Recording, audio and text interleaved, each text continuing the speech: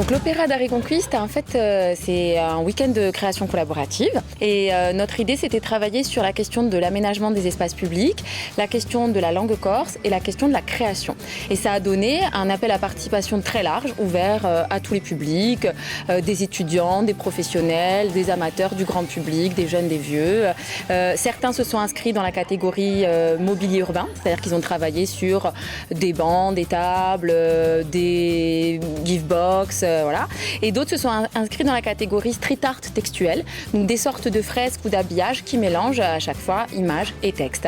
Ce qui était aussi fondamental, c'est qu'on a des partenaires collectivités comme des villes, mais aussi des institutions qui ont mis à disposition des lieux réels sur lesquels ont travaillé les différentes équipes. Au terme de 2 jours de prototypage et de réflexion assez échevelée, en fait, ces institutions choisiront le ou les projets qui seront réellement installés.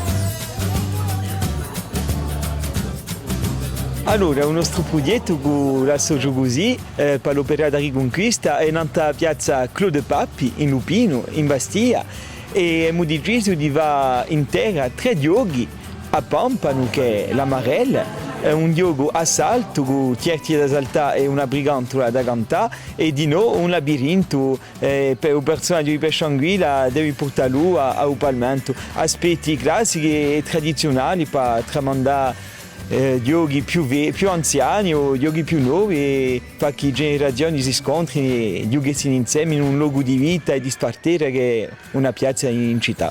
On a eu le lieu, donc le parking Saint-Jean, qui est un peu en extérieur de Corté, où les gens peuvent aller pique-niquer, faire leur sport, ce genre de choses. Et le but, c'est donc de proposer un mobilier urbain. On a proposé une table avec une assise. Et sur cette table, en fait, elle va être un peu customisée, si on peut dire, pour intégrer notamment des proverbes corses, mais aussi des jeux typiques.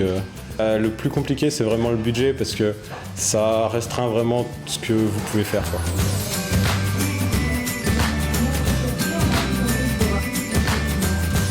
On est toujours surpris par ce genre de manifestation parce qu'on s'attend à des choses, mais ça va toujours beaucoup plus loin. À la fois par la dynamique d'énergie en fait, qui est amenée là, et effectivement sur la qualité aussi des projets. Et ça nous conforte, nous, sur cette idée que l'intelligence collaborative, c'est aussi une respiration pour des institutions. C'est-à-dire que du coup, cette dimension d'aménagement participatif, elle peut apporter des idées vraiment plus adéquates, plus concrètes en fait, pour que les usagers s'approprient leur espace. Pour la bibliothèque universitaire, c'était un peu un projet assez compliqué parce qu'il est tellement grand que c'est compliqué de rentrer dedans et de le modifier. On est parti sur une forêt de hamacs, un endroit où on pourrait se reposer et se détendre et ramener un peu de couleur, parce que du coup on va utiliser de la toile de parapente recyclée, ce qui permettra d'avoir un coût et un budget le plus faible possible. Il s'agit du prototype de notre maquette sur les hamacs et donc j'essaye de mettre en place un peu pour qu'on puisse voir dans l'ensemble ce que ça donnerait.